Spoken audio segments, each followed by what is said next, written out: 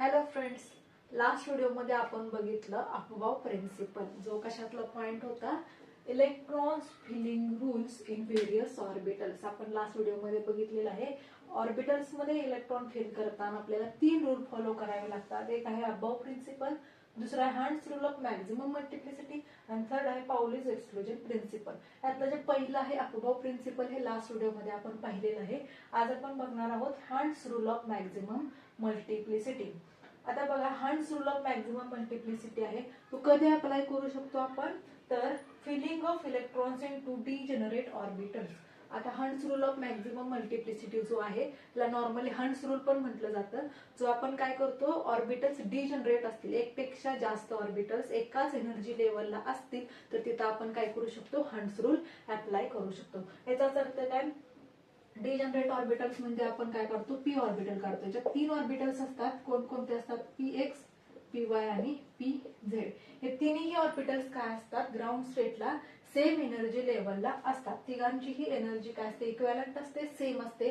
अशा ऑर्बिटल्सला आपण काय म्हणतो, डिजनरेट ऑर्बिटल्स. आणखीन कोणता सेट आहे, डी ऑर्बिटल्सचा सेट आहे. 5 ऑर्बिटल्स असतात. कोणकोणते, d x y, d y z, d x z आणि d x square y square आणि डी झेड स्क्वेअर.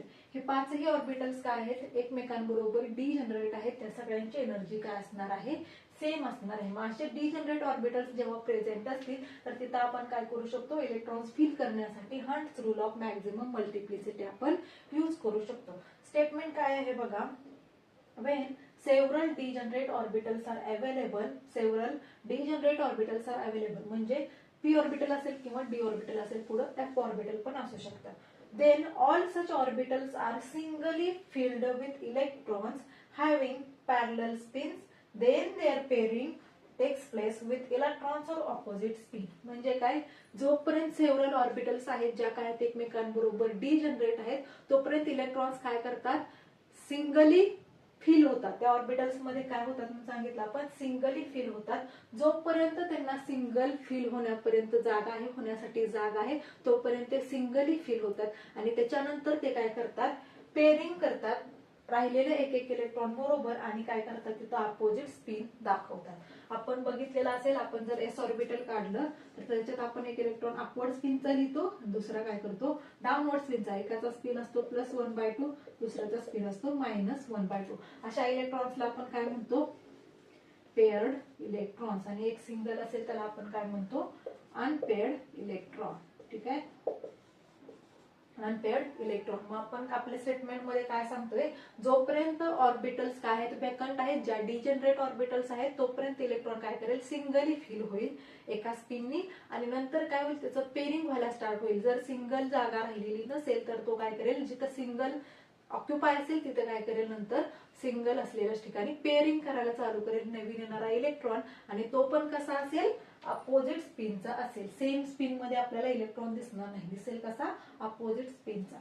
आता हे जे हंट्स रूल आहे तो कशाला ऍप्लिकेबल आहे, only in ground state. Ground state मध्ये आपण काय करू शकतो, फक्त हंट्स रूल अप्लाय करू शकतो. एक्साइटेड स्टेट मध्ये हा रूल अप्लाय करू शकत नाही. ठीक आहे, आता हे समजण्यासाठी की हंट्स रूल काय आहे आपण काय करतोय, 3 एक्झाम्पल बघतोय. एक कार्बन आहे, दुसरं नायट्रोजन आहे, तिसरं ऑक्सिजन आहे. ऍटॉमिक नंबर कार्बनचा 6 आहे, नायट्रोजनचा 7 आहे आणि ऑक्सिजनचा 8 आहे. हे जे पहिले स्टार्टिंगचे इलेक्ट्रॉन आहे 6 कसं लिहिणार, लास्ट व्हिडिओ मध्ये आपण बघितलेलं आहे. ऍटॉमिक नंबर 6 असेल तर आपण इलेक्ट्रॉन फिल करायला कुठून स्टार्ट करणार, 1s मधून. 1s मध्ये राहिले असतील तर 2s मध्ये, 2s मधून 2p मध्ये. मग त्याच्यानुसार आपण 1s मध्ये 2 इलेक्ट्रॉन फिल केले, 2s मध्ये 2 इलेक्ट्रॉन फिल केले, आणखीन 2 राहिले, कुठे जातील ते 2p मध्ये. 2p मध्ये 2 इलेक्ट्रॉन, 2, 2 आणि 2, टोटल किती झाले, 6 इलेक्ट्रॉन झाले. सेम आपण नायट्रोजन बरोबर केले, 2 इलेक्ट्रॉन s मध्ये, 1s मध्ये, 2 इलेक्ट्रॉन 2s मध्ये आणि राहिलेले 3 इलेक्ट्रॉन काय केले आपण, 2p ऑर्बिटल मध्ये फिल केले. त्याच्यानंतर O8 आला, ज्याच्यात ऍटॉमिक नंबर काय आहे, 8 आहे. 1s मध्ये 2 इलेक्ट्रॉन्स, 2s मध्ये 2 इलेक्ट्रॉन्स, राहिलेले 4 इलेक्ट्रॉन. हे 4 झाले, 8 मधून 4 राहिले, ते आपण काय केले, ते 2p4 असं लिहिलेलं आहे. आता हे जे इलेक्ट्रॉन्स आहेत, हे जे स्टार्टिंगचे आहेत, हे बघण्यासाठी आपल्याला काय, हंट्स रूल आपण तिथे अप्लाय करू शकत नाही. का करू शकत नाही, तर ऑर्बिटल काय आहे, तिथं एकच ऑर्बिटल आहे. मग डिजनरेट ऑर्बिटल आहे असं म्हणू शकतो का? नाही. एक पेक्षा जास्त ऑर्बिटल्स असले पाहिजे ज्यांची एनर्जी काय असली पाहिजे? सेम असली पाहिजे. म्हणून आपण हे जे इलेक्ट्रॉनिक कॉन्फिगरेशन आहे आपण हंट्स रूल एक्सप्लेन करण्यासाठी यूज करत नाही. नेक्स्ट जे आहे 2p. आपल्याला माहिती आहे p ऑर्बिटल्स मध्ये p मध्ये किती असतात? 3 ऑर्बिटल्स प्रेझेंट असतात जे काय असतात? एकमेकांबरोबर डिजनरेट असतात. मग आपल्याला बघा 2 इलेक्ट्रॉन्स फिल करायचे. 2 इलेक्ट्रॉन्स आपण फिल कसे करायचे म्हणून सांगतोय. जोपर्यंत त्याला इलेक्ट्रॉनला सिंगल जागा ऑक्युपाय करण्यासाठी असेल तोपर्यंत तो काय करेल? सिंगल जागेवरतीच फिल होईल. याचाच अर्थ काय? इलेक्ट्रॉन एक तुमचा px मध्ये येईल आणि दुसरा कुठे येईल?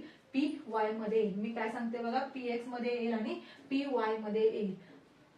असा इलेक्ट्रॉन येणार नाही. px मध्येच दुसरा इलेक्ट्रॉन लगेच फिल होणार नाही. कारण px मध्ये एक लिहिल्यानंतर त्याला py मध्ये पण जागा आहे आणि pz मध्ये पण एक एकटा फिल होण्यासाठी काय आहे? जागा आहे. त्याच्यानंतर 2p मध्ये 3 इलेक्ट्रॉन्स आहेत.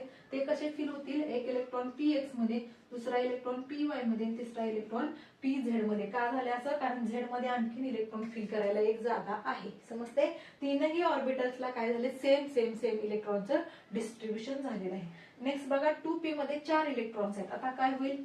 इलेक्ट्रॉन पहिल्यांदा काय होतील? सिंगली फिल होतील. सिंगली फिल होतील याचा अर्थ काय? एक इलेक्ट्रॉन, 2, 3 इलेक्ट्रॉन. ठीक आहे, 3 इलेक्ट्रॉन झाले. आता चौथ्या इलेक्ट्रॉनला एक रिकामा ऑर्बिटल प्रेझेंट आहे का? नाहीये. मग अशा कंडिशन मध्ये तो काय करेल? पेअरिंग करायला जाईल आणि ते पण कसं करेल? अपोजिट स्पिननी करेल. चौथा इलेक्ट्रॉन कुठे येईल? फर्स्ट ऑर्बिट मध्ये येईल. फर्स्ट ऑर्बिटल मध्ये येईल, ज्याचा स्पिन काय असेल? अपोजिट असेल. या इलेक्ट्रॉन्सला म्हणायचं पेअर्ड इलेक्ट्रॉन. या 2 इलेक्ट्रॉन्सला काय म्हणणार आपण? Unpaired electron. बघा आणखीन एकदा सांगते, जोपर्यंत डिजनरेट ऑर्बिटल्स रिकामे आहेत, पूर्ण व्हेकंट आहे, तोपर्यंत इलेक्ट्रॉन्स काय होतील? सिंगली फिल होतील. याचं एक बेसिक सिंपल एक्झाम्पल आहे.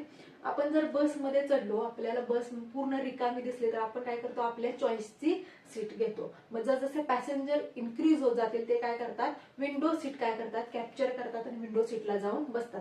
मग जोपर्यंत विंडो सीट अवेलेबल आहे तोपर्यंत लोक काय करतात? विंडो सीटला प्रेफरन्स देतात. आणि विंडो सीट मग अवेलेबल नसेल तर मग आपण काय करतो? विंडो सीटच्या साईडला असलेल्या सीटवरती जाऊन बसतो. तसंच आहे, जोपर्यंत इथं इलेक्ट्रॉन्सला जागा आहे एकटं राहण्यासाठी, ही त्याची विंडो सीट आहे असं समजा, विंडो सीटला बसण्यापर्यंत त्याला जागा असेल तोपर्यंत तो काय करेल? विंडो सीटला जाऊन इलेक्ट्रॉन फिल होईल. आणि जेव्हा विंडो सीट संपलेला असेल तेव्हा तो काय करेल? विंडो सीटच्या शेजारच्या सीटवरती जाऊन बसेल. जसं की इथं झालेलं आहे. ऑक्सिजन मध्ये 8 इलेक्ट्रॉन्स असल्यामुळे काय झाले? त्याला विंडो सीट अवेलेबलच नाहीये, त्यामुळे त्याला काय करावं लागलं? नाईलाजानं पेअरिंग करावं लागलेलं आहे.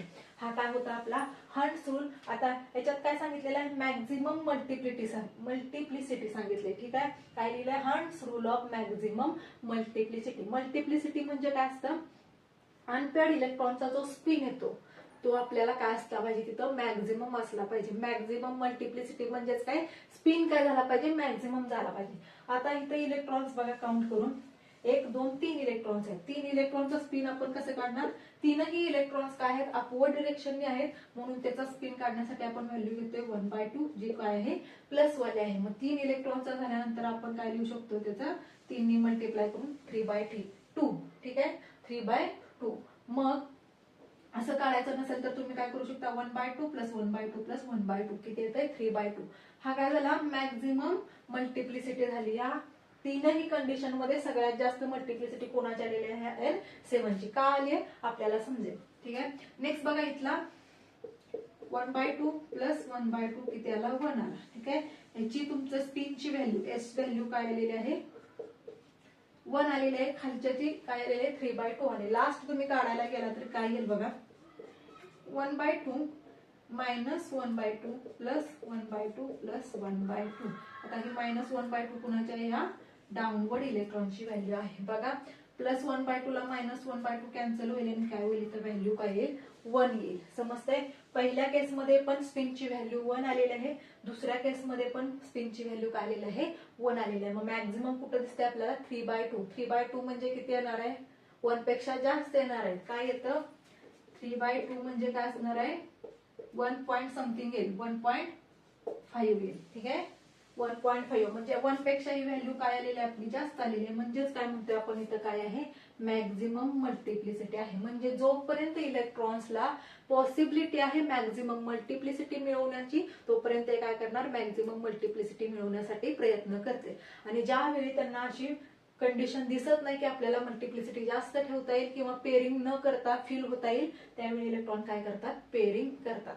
मग तुम्हाला काय सांगितलं मी, हंट्स रूल काय सांगतोय, जोपर्यंत इलेक्ट्रॉन्सला मॅक्झिमम मल्टिप्लिसिटी मिळते तोपर्यंत ते मॅक्झिमम मल्टिप्लिसिटी मिळवतील, म्हणजेच सिंगली ऑक्युपाय होतील. आणि ज्यावेळी त्यांच्याकडे तशी कंडिशन नसेल इलेक्ट्रॉन्सला फिल होण्यासाठी, तेव्हा ते काय करतील, पेअरिंग दाखवतील. पेअरिंग केल्यानंतर काय होतंय, आपली स्पिन मल्टिप्लिसिटी कमी होते. आता हे जे इथं काढलेलं आहे ते काय आहे, स्पिन व्हॅल्यू आहे. स्पिन मल्टिप्लिसिटी कशी करतात, 2s+1 करतात.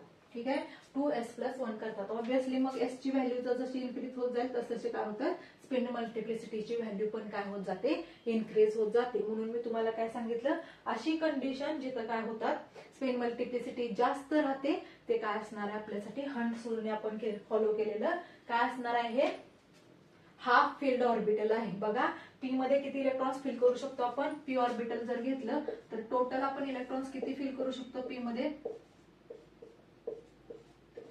मध्ये किती इलेक्ट्रॉन्स फिल करू शकतो, 6. मग 6च्या हाफ किती येतं, 6/2 किती येतं, 3 येतं. मग 3 इलेक्ट्रॉन्स इथं फिल आहेत, म्हणजेच हे ऑर्बिटल आपण काही म्हणू शकतो, हाफ फिल्ड आहे.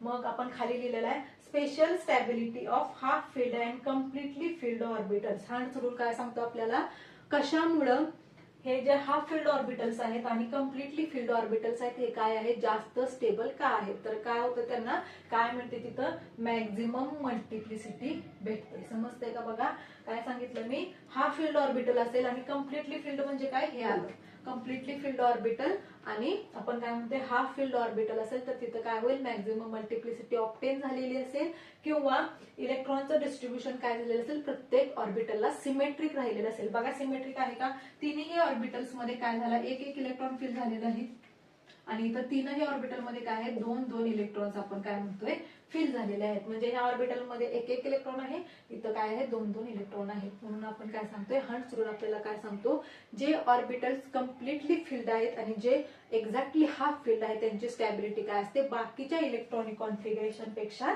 काय असते, जास्त असते. तर हा होता आपला हंट्स रूल, जो काय सांगतो आपल्याला, इलेक्ट्रॉन स्टार्टिंगला आपण डिजनरेट ऑर्बिटल्स मध्ये काय करणार आहोत, सिंगली फिल करणार आहोत. सिंगल जागा संपली की नंतर त्यांचं पेअरिंग होईल, आणि पेअरिंग पण कसं होणार आहे, अपोजिट स्पिन मध्ये होईल, सेम स्पिन मध्ये पेअरिंग होणार नाही. नेक्स्ट व्हिडिओ मध्ये आपण बघणार आहोत पाउलीज एक्सक्लुजन प्रिन्सिपल. व्हिडिओ आवडला असेल तर लाईक करा, शेअर करा आणि सबस्क्राईब करा. भेटूयात नेक्स्ट व्हिडिओ मध्ये. थँक्यू.